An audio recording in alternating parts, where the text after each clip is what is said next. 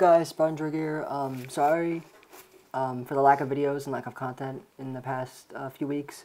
I was really busy with holiday and Christmas break, so yeah, I'm back now. It's 2016, and let's get to part 2 of this meta video. So we're going to be talking about the meta pre GBT05. So yeah, first deck we're going to talk about is Sanctuary Guard, of course. This deck is still ridiculous. It's still topping a lot.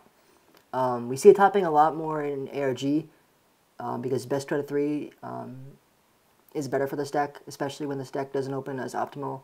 If it doesn't open Sword Me or Violinist or any of their really powerful turn 2 plays, this deck will still see a lot of play.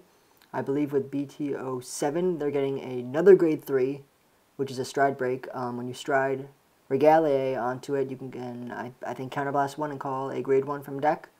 So it's really good. So yeah, you get rid of Guarantee because everyone hates him. This deck I still think is going to be really good. It's probably the best rush deck going on to the next format. There are builds of it topping and winning in Japan with only 4 grade 3s. So yeah. I don't know how good the deck will be, seeing as Chaos Breaker is coming out next set.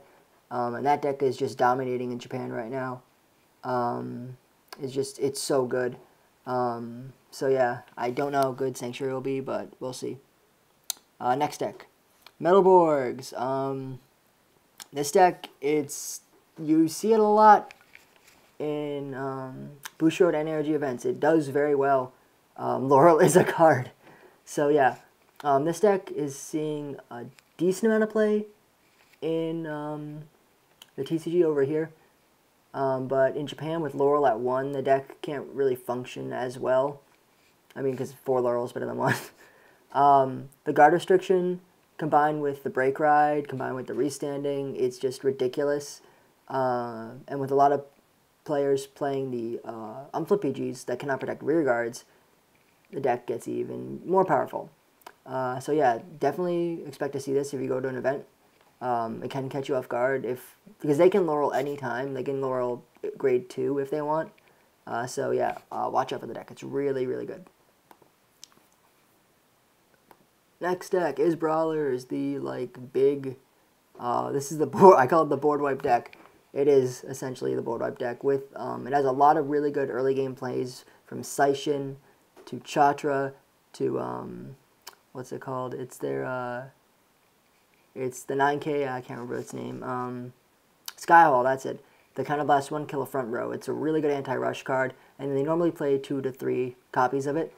So this deck has a really good Sanctuary Guard matchup, and a really good matchup against slower decks and rush decks. The Cross Ride can really help, and they also have Conquest, Turbo, Zoras, a lot of field and graveyard disruption.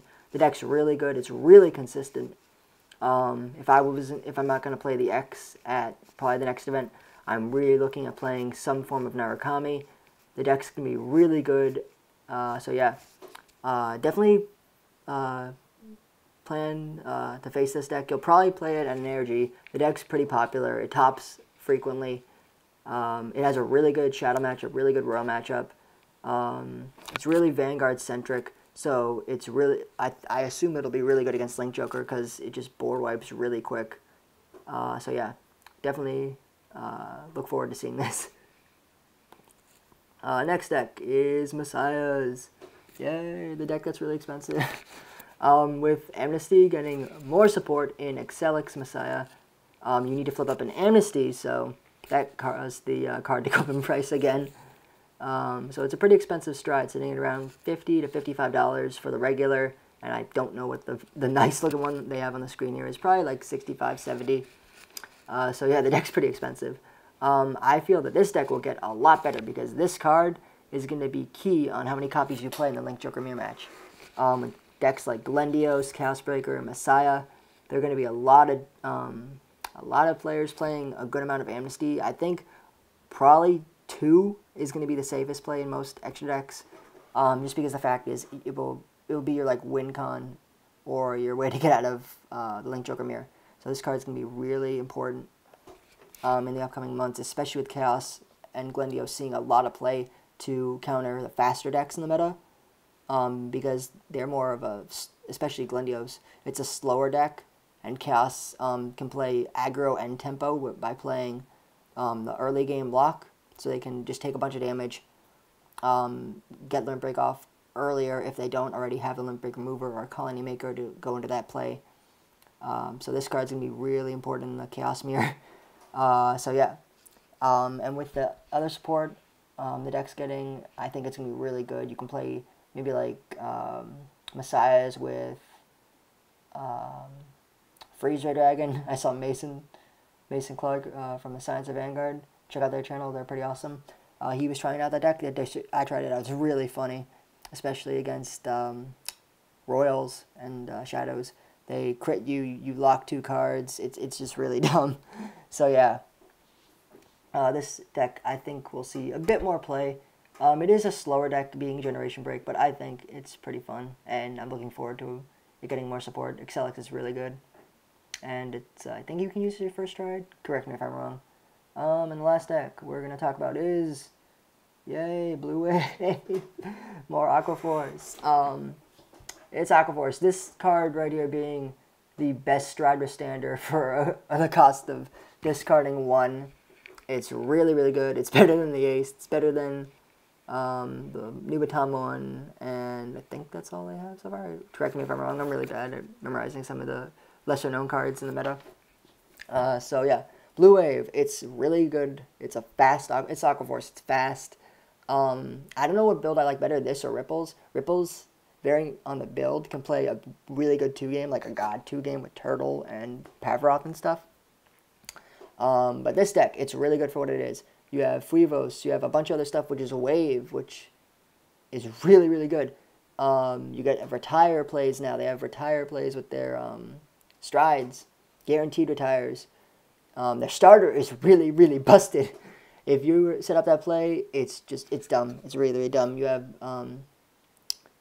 Skyros, I think his name is, the one that prevents retiring in the front row, or the front row from being targeted, by effects.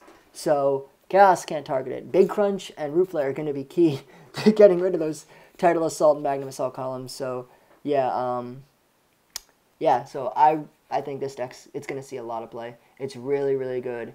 It's really fun. Tidal Assault is a card. So yeah, that's like, it's probably one of the best rush cards in the game. So look forward to playing this at your next event, and prepare for it too. It's a pain to deal with. There are games where I'm forced to go crash into their rear guards because they rode Skiros, and I'm playing a Retire deck or a Lock deck, and I'm like, oh, I can't get my effects off.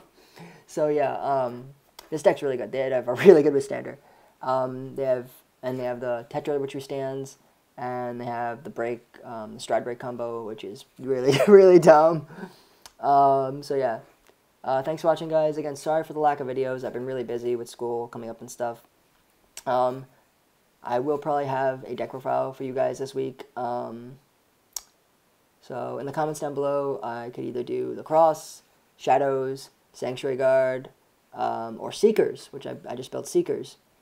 And so yeah, let me know in the comments below of those 4 which one you'd like to see. I'm going to start and do some content on here that isn't Tiger related. I know I kind of don't diversify as much.